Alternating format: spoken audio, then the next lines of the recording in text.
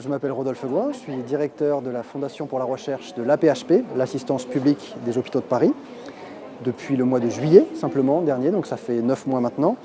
J'étais précédemment directeur général de la Fondation Bordeaux Université, qui est la fondation de tout le site universitaire bordelais, regroupant les universités, le CHU, les écoles d'ingénieurs, Sciences Po, etc.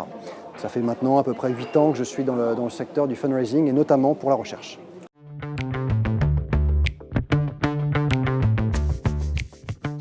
Ma mission à la fondation de l'AP-HP pour la recherche, c'est d'être le directeur, c'est-à-dire de faire tout. On commence tout juste, la fondation est toute jeune, donc il faut à la fois monter la stratégie, il faut créer l'équipe, il faut construire une équipe, il faut construire les process, il faut trouver les premiers donateurs, il faut monter les premiers projets et puis communiquer.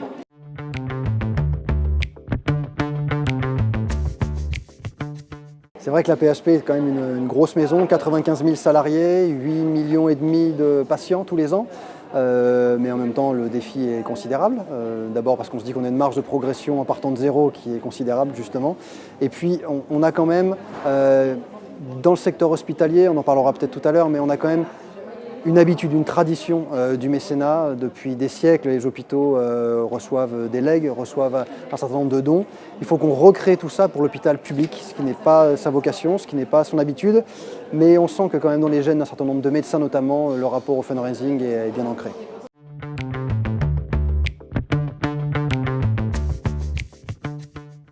De manière générale, l'avenir du métier de fundraiser, je le vois comme étant de plus en plus compliqué et de plus en plus stimulant.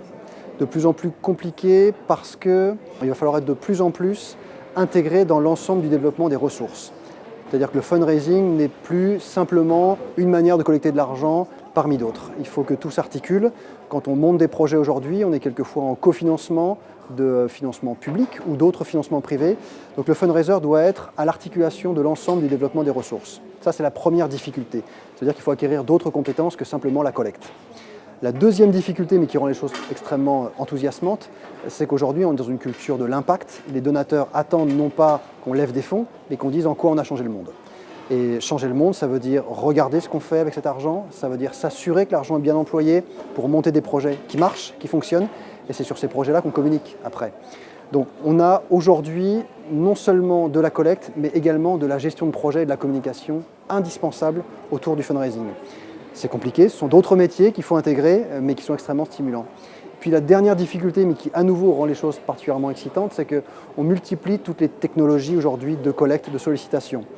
C'est pas qu'on est en train de remplacer les vieilles méthodes par de nouvelles, c'est qu'on les met toutes en parallèle. Aujourd'hui, le papier, l'affichage, le rendez-vous se conjuguent avec le web marketing et tous ces outils, avec l'emailing, avec le don par SMS, le don par mobile, qui n'est pas la même chose que le don par SMS. Donc toutes ces techniques-là, elles se superposent. Là, il y a un vrai défi, et il y a un défi en termes de sens, donc un défi en termes de compétences marketing, pour savoir comment ne pas être noyé dans toutes ces techniques-là.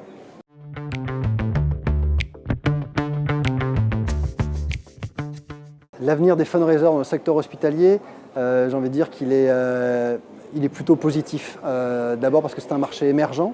Le secteur hospitalier se relance dans le secteur du fundraising, monte des fondations, monte des équipes, qu'elles soient internes aux hôpitaux ou qu'elles soient dans des structures de droit privé différentes, comme des fondations ou des fonds de dotation.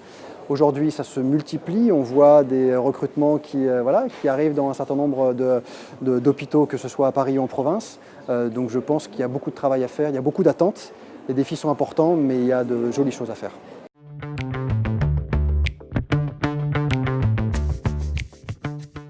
Je ne sais pas si j'aurais un message, j'en aurais deux, à vrai dire. Un, lancez-vous, on a besoin de vous, on a besoin de jeunes, mais on a également besoin de gens qui viennent d'autres secteurs, d'autres métiers pour compléter toutes les compétences dont on a besoin aujourd'hui, et on le disait, elles sont nombreuses. Ça, c'est le premier message, lancez-vous. Deuxième message, lancez-vous, mais professionnalisez-vous rapidement. Pour ça, il y a l'Association française des fundraisers qui fait ce travail, qui permet aux gens de se rencontrer, de se former. Et puis il y a tout un tas de collègues qui seront heureux de partager, donc lancez-vous, mais professionnalisez-vous.